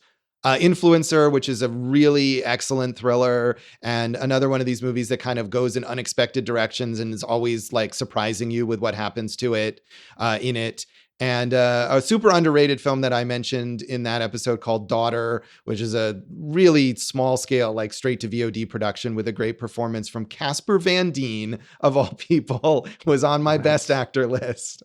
And beyond that stuff that I mentioned there, I do want to give a shout out to another documentary called Kokomo City, which is an excellent debut from D. Smith, a very personal story and really stylish visually, which I think is one of the things that gets me like less enthused about documentaries, is they all just kind of look like news reports. And I'm always really excited when a documentary is cinematic, and this has this great black and white, almost like throwback MTV look with its interviews and following these 4 Black trans sex workers as they talk about their lives. And it's really fascinating and well made. And finally, a movie that I think a lot of people very dismissed, and it seems like the kind of movie that I also would dismiss, but I found really fascinating, which is Dumb Money, the story about the GameStop stock scandal, which in some ways is a very basic, like, let's grab a recent news story and make a movie out of it. But I thought captured the specific moment of pandemic lockdown better than any other movie. And like the GameStop story, fine, but the pandemic stuff to me was just perfectly calibrated. And the divide between the rich and the poor and the people who could kind of lock themselves away in their mansions and the people who had to continue going to work in retail stores and delivery. And it just, to me, was really well done. A lot of great actors in it. And that almost made my top 10. That's one I think that I was right on the borderline. And I just wanted to mention it because it's been so easily dismissed, and I think it shouldn't be. Yeah, I totally agree with you about Dumb Money. It's not the best movie of the year, but the sense of setting of that 2020, like, is perfect. They really pulled that off really well. But yeah, so that's a great one. And Rye Lane is great, absolutely. What about you, Jason? So I'm gonna hold off on one of them for our movie moments because I picked a scene from that. But let me.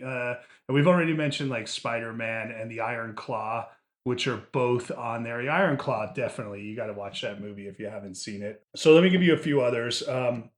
When I was at the Cordillera Film Festival, we saw The Artifice Girl, which has really, it got an Independent Spirit nod for the John Cassavetes Award, which Franklin Rich did a very kind of low budget, interesting take on AI, and everyone's doing something with AI, but I thought his take on this AI to help catch child predators And those are people who prey on children, not children who are predators there.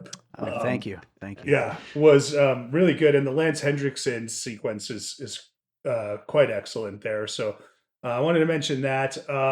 I'm going to mention Ray Romano, Somewhere in Queens, which almost made my top 10.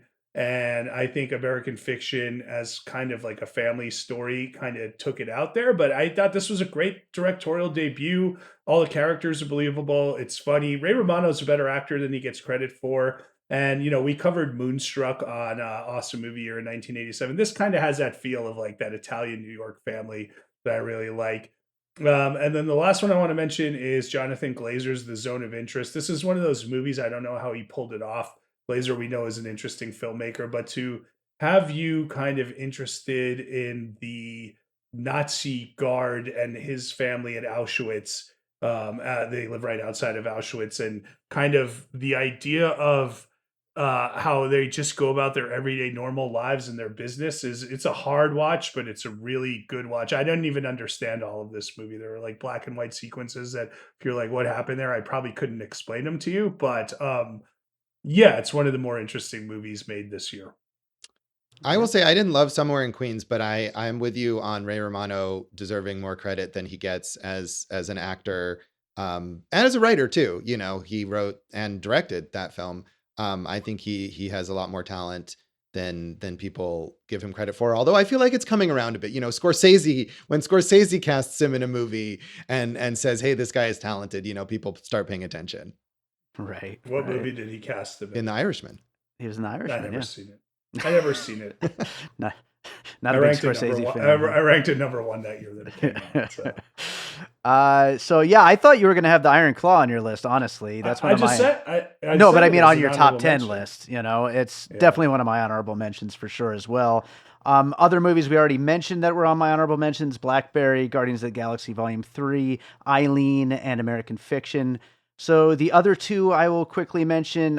First of all, Oppenheimer, I don't love as much as a lot of other people, but I'm always rooting for Christopher Nolan, and I think this was his best movie in years and years. So I think that's something. Thank goodness you're rooting for him. He's not a guy who gets he needs more support. Opportunities. I want the guy to make a good movie. I like when people I like make good movies. The other one on my list, you guys thought Fool's Paradise was bad. Whew.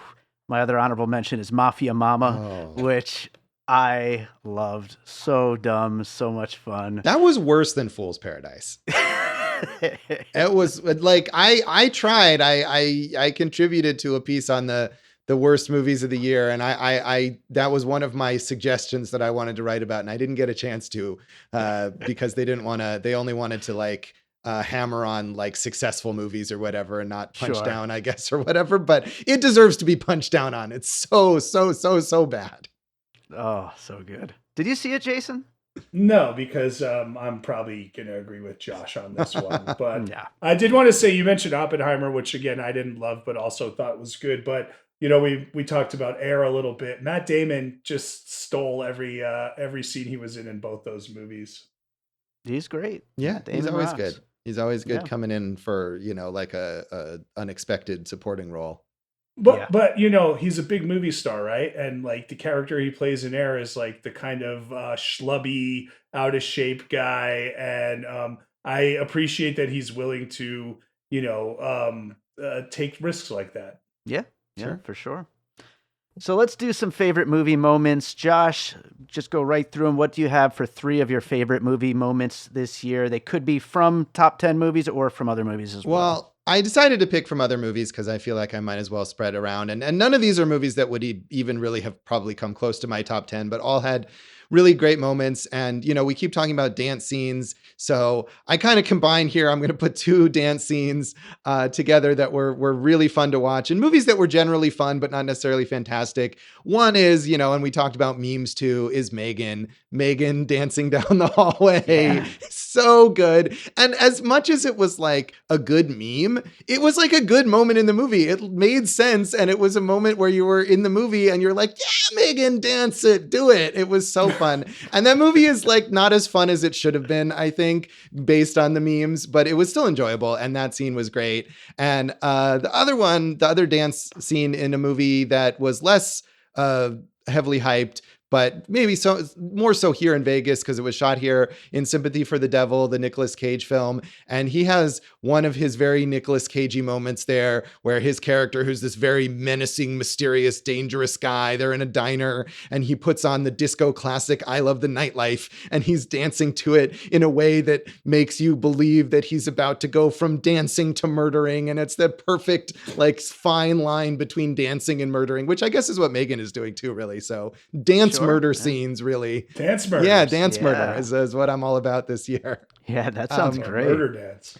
So actually these other two are kind of related as well. They both involve death via vehicle. So my second is from a movie called Suitable Flesh, which was a very enjoyable kind of B movie. It's a H.P. Lovecraft adaptation from Joe Lynch, starring Heather Graham, who is super underrated and is excellent in that.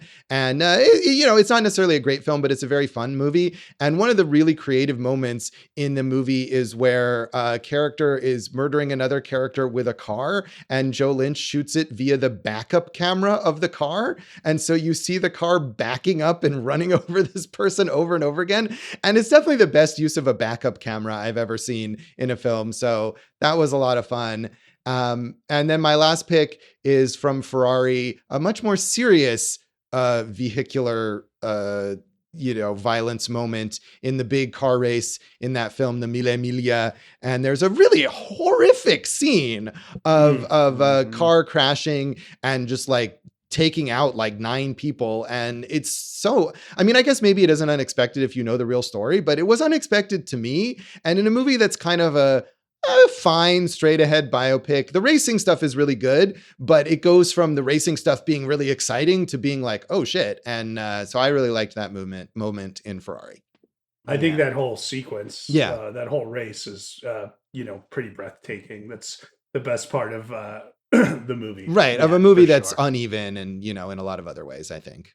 I really wanted to see Suitable Flesh. I haven't gotten a chance yet, but I will look forward to seeing that backup cam death. Yeah, I mean, the movie as a whole is enjoyable too, I think. Yeah, for sure. How about you, Jason? Okay, so I did it based on performances, and I also did what I didn't put any of my top 10 in there because I wanted to mention other movies.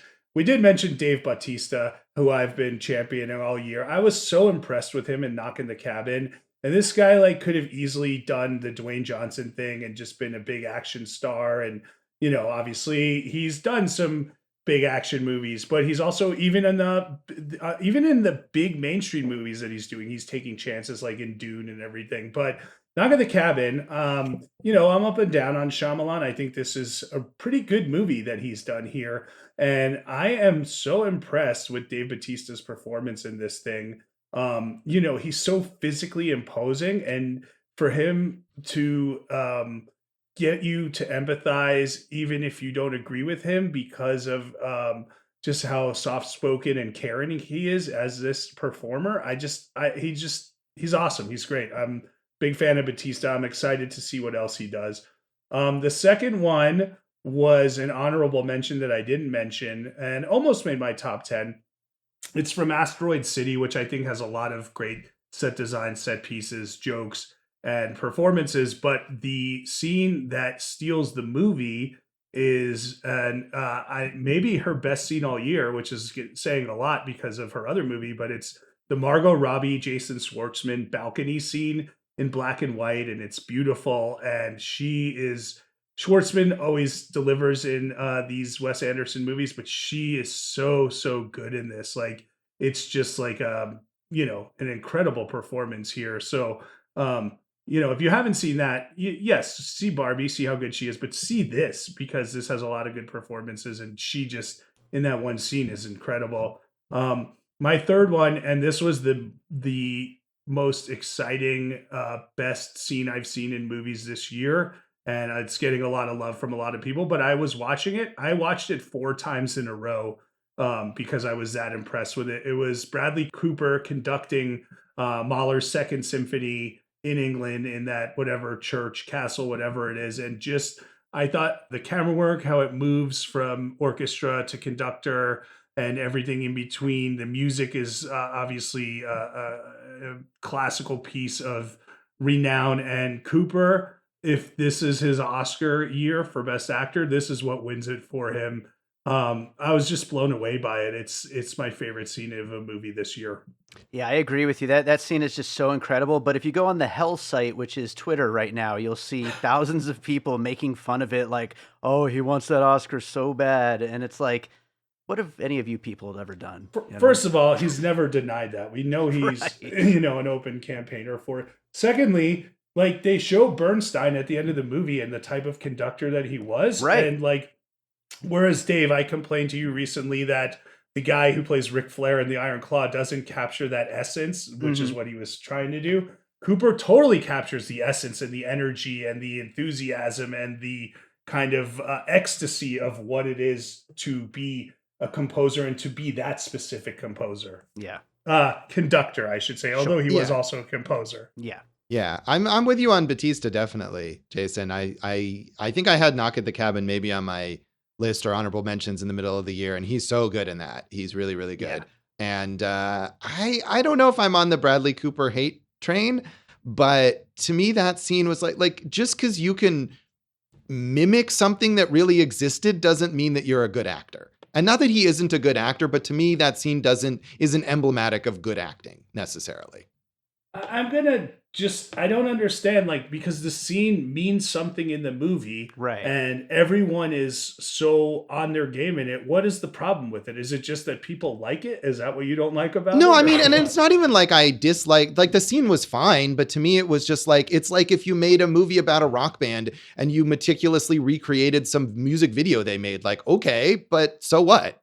You know, I if I were to pick a scene from that film, which I didn't dislike that movie, the scene that I liked really was the on the town scene earlier in the movie, in the black and white portion, when he's first kind of courting Felicia and they go see a rehearsal of On the Town. And at some point it kind of shifts and they become the performers and it's very surreal. And that to me is a way that they integrated a real, piece that he made, but they changed it up and they made it mean something for the characters rather than just, slavishly recreating it like they do in that Mahler scene. So to me, that was a much better scene. Well, where I'll disagree with you is this meant so much to the character. This could have been maybe the height of everything that he did. And I think you're calling it a mimicry or an imitation or whatever, but I'm talking about it. The emotion on his face really shines through with the music playing. So I know you're heartless, so you can't really understand. No, that, but I mean, I feel like so. it did, like, I understand that meant a lot. And I knew that because I read about it later. But in the context of the movie, I felt that like there was no buildup to that. That's, we talked earlier about the biopic problem of like fast forwarding through people's lives. And this movie covers 50 years and it was just like bounces from one thing to another. I never got the sense that this was, something that he was like anticipating or building up to or how much it meant to him. I do think you're right about that because like the movie does kind of just flow all throughout his life and it never really is kind of on like a regular trajectory or anything like that. But still, I think you can isolate it as a scene where you can just see just how important performing is to this person. Yeah. Yeah, it's strange to me, Josh, that you would have Priscilla ranked so high, which does similar things with its structure, where it's kind of just such a long period of time. It's and a you're much just shorter getting these- period of time. I mean, it's what, So 20 it's like years? 13 30 years? years versus 50. Right. Okay. But you're still getting these like glimpses and moves and this and that, and not everything kind of goes from A to B to C. It goes all over the place, moving sequentially. So, hey, but that's okay, buddy. There's movies for all of us. Thank you. Yeah. So for my three favorite movie moments, I also went with movies that weren't on my list. But Josh, I also have a Megan moment on my list. I have when Megan is singing Titanium to little Violet McGraw in Also bed great. as a bedtime song. So funny. One of the best moments of January this past year. Other than that, I also have from Indiana Jones and the Dial of Destiny. So I know you didn't like the movie. And, No, I'm gonna support Dave. I don't know what your moment is, but I liked Indiana Jones and the Dial of Destiny. thank you, Josh. Thank you. Yeah, I think the movie is, it's a mixed bag overall, but I love that they took Indiana Jones, Harrison Ford back in time. In the end, obviously, we get into spoilers on this show. I love that everything, overshoots their intended place in time, and they end up back in the old past, and that Indiana Jones, the character, gets to witness that. I think it's more than enough reason to have bothered making a new Indiana Jones movie when Harrison Ford is 80 years old. So I think it's a really great moment in a movie that's a bit of a mixed bag, but overall I liked. My third one, you can definitely all you want, is from Meg 2: The Trench. It is when Jason Statham uses a broken helicopter blade like a big giant anime sword to slice at the Meg as it jumps out of the water. Anyone who thinks this movie, it's not in on the joke, it doesn't get what's ridiculous about the premise, watch that scene and tell me otherwise. That scene is so insane and ridiculous and funny to me. Well, yeah, I won't that. I haven't seen it. Yeah, I haven't seen it either. But I like camp. I just think we don't need any more Indiana Jones movies. Stop with them. You had a great trilogy and the last two are not good. So stop it. Well, I think they are planning to stop. And I'm with you on the fourth one, although I kind of like the fourth one too, although not as much. But I agree, Dave. I feel like if they're going to make one, which maybe they shouldn't, they found some ways to make it seem worthwhile. And I did like that about it. So I am just going to quickly go through. I got some picks from the Popcorn and Puzzle Pieces Facebook group, and I will kind of briefly touch on any that we haven't actually talked about here. Arthur Glover brought up Poor Things, Blackberry, Killers of the Flower Moon. We talked about those. My wife, Gina Mazzoni, brought up May December, Past Lives, Are You There, God? It's Me, Margaret. We talked about those. I thought you just said you were going to bring up the ones that we haven't talked about. Well, You've literally brought up only the ones that we've talked about. We will stop briefly to talk about any that we haven't talked about. Jennifer Howell brought up Past Lives. Paul Hibbard brought up Past Lives and The Unknown Country, which I haven't seen. Have either of you seen that? No. It's on Mubi right now. I think that's Lily Gladstone's right. Lily Gladstone. So I'd like to see that. Yeah. I'm curious, and I think she was it a Gotham Award for that one instead of Killers of the Flower Moon? Yeah, so that's interesting. Ooh, how edgy Gotham. William James mentioned John Wick Chapter 4, Asteroid City, and The Flash, which I was not really that big on. No, he's wrong. Ban him from the group. You're okay, Will. Don't worry. John Brogdon, he mentioned a bunch of the usuals, but two that I had not heard of, Klondike and Pacification. I think is it Pacifiction, I think. I want to say. Oh, is it Pacifiction? I think it is. No, I don't even know what that movie is. But I haven't seen either of those. Okay. That'll be interesting to check out. Matt Stillman brought up Poor Things, Across the Spider-Verse, Anatomy of a Fall we haven't really talked about. It's a good movie. Yeah, good. Definitely. Good. Excellent dog acting. Yeah, definitely. And also The Wonderful Story of Henry Sugar, which I forgot those Wes Anderson shorts even happened this year. Yeah, I mean, that's not a feature film, so I don't know if we can count it, right? Yeah. Well, so when I had Asteroid City in my top 10, which was until very recently, I was going to bring up all four of those shorts. And Henry Sugar's the best one, but they're all good. So I think Wes Anderson had a really good year, as did Roald Dahl. Yeah, good for him. With Wonka as well. Sure did. Speaking of some of the worst movies this year. Hey, some people love it. They do. Chad Clinton Freeman always has some interesting picks for us. Of course, Rebel Moon is on the list. I didn't even watch Rebel Moon, so I don't even know what to say about it. But The Covenant, the Guy Ritchie film, which I don't think made any noise whatsoever. So it didn't deserve to. It was bad. Yeah. The Artifice Girl, which Jason brought up. So I guess you're on that wavelength with Chad over there. I might have to revisit it now that I know that. I was super disappointed in The Artifice Girl, which, Jason and Chad are not the only ones to really champion that film. And it seemed like the kind of thing that I would love. And it just, to me, was very clumsy. Also, Skinamarink. Did either of you watch that? I hated Skinamarink, but it's the kind of movie that, I respected how awful it was in a way, because it's doing very much its own thing, and I just did not care for that at all. But I could acknowledge people who think that it's brilliant. I think it's just incredibly boring and repetitive, and could have been a great 15-minute short, but at feature length it really did not work at all for me. But I've seen that on some other lists too. Okay. David McKee brought up The Holdovers, Maestro, which we only kind of talked about from the moments. Prisoner's Daughter, which I don't know what that is. Yeah, it's a Vegas movie actually. So Nice. set in Vegas with Kate Beckinsale and Brian Cox. I believe that's the one. I didn't see it. Yeah. Actually, I remember him mentioning Kate Beckinsale. So, yeah, it didn't get very good reviews, but it was set here, and I think they shot a lot of it here too. So I was curious to check it out. Ryan Luis Rodriguez brought up The Boy and the Heron, which is one definitely worth mentioning in this. Beautiful movie. Yeah, I like it. It looks beautiful. It's a cool movie. Also, Godzilla -1, which a lot of people loved. I thought was, as far as Godzilla movies go, definitely one of the better ones. Yeah, I was a little disappointed because people love it so much, but it was pretty good. Dream Scenario, which with Nicolas Cage, I liked that movie. I think, Josh, you didn't like it, right? I liked maybe the first half of it, and I think Jason agreed with me on some of this. I felt like once it went from its more surreal nature to like talking about cancel culture and like actually name checking Tucker Carlson and things like that, it just really did not hold together, and the like allegory there didn't really work. But I appreciate the ambition of it.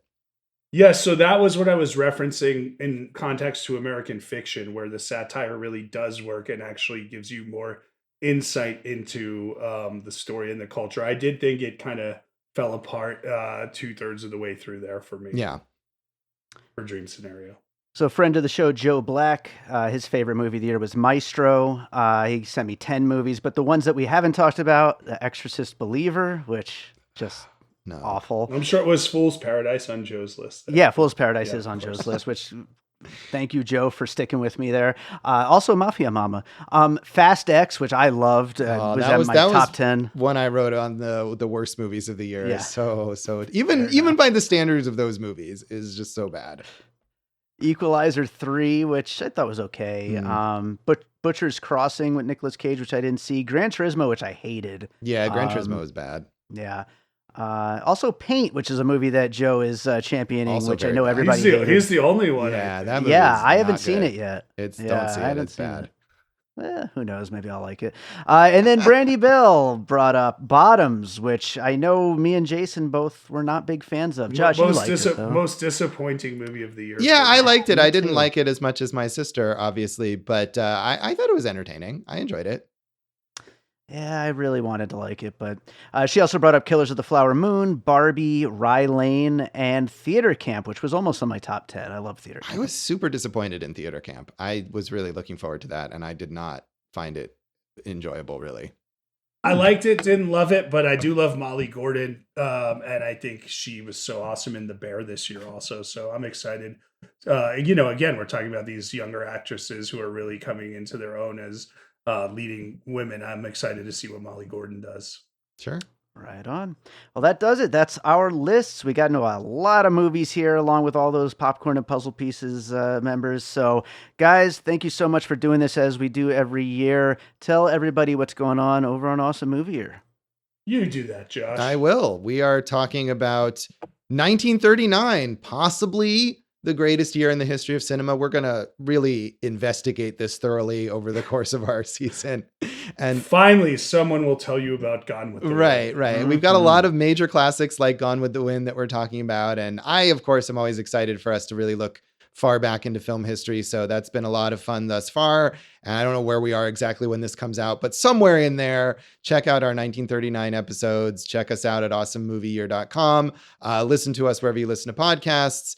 Follow us on social media, Awesome Movie Year on Facebook and Instagram, Awesome Movie Pod on Twitter, X, and check out both myself and Jason on Letterboxd to see what we thought of those movies. Jason at Go for Jason, and I'm at Signal Bleed on Letterboxd. Very good. Guys, thank you again, and I look forward to getting both of you back again soon. Yeah, hopefully 2024 has as many quality films as 2023. I'm sure that will. No, you can't be sure of that, Dave. Hey, The Beekeeper's coming up in a week. I am totally sure of that.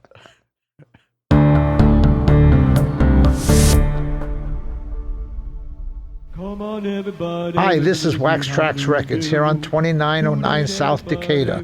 We buy all your old 45s, your old albums, any type of music memorabilia. Also, we sell music memorabilia, albums, CDs, and a lot. Come on down to Wax Trax, 2909 South Decatur, or give me a call at 702-362-4300. Thank you very much.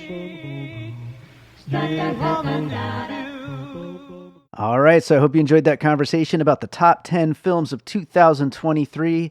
Thanks to Josh and Jason for joining me for that, and thank you to all you for listening. If you're not already, make sure you are subscribed to Piecing It Together wherever it is that you listen to podcasts. We're on Apple Podcasts, Good Pod, Spotify, wherever you listen.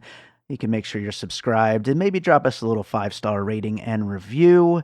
Got a lot of episodes on the way, including more looks back at 2023. So, yeah, make sure you're subscribed. You could also follow us on social media at Piecing Pod, join our Facebook group, Popcorn and Puzzle Pieces, and get in touch. Let us know what you thought of our top 10s. I know, especially me, I had some, out there picks, but those guys did too. So, we'd love to hear what you think of our picks. So, yeah, get in touch. Also, if you're enjoying what we do here, make sure to drop a review. It would be really helpful if you do that. And, other than that, I think that does it for this very long conversation.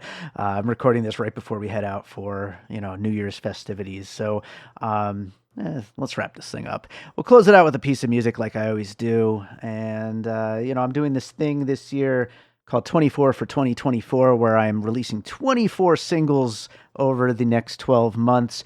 The first and third Friday of every month, there will be a new single out. So I am going to play one of those songs, and let's see, what should I play here? It's a new year. I'm going to play one that will be out in a couple of months called Begin Again. So hope you enjoy this track called Begin Again, which is part of my 24 for 2024 initiative. Enjoy it. We'll be back with more Piecing It Together real soon.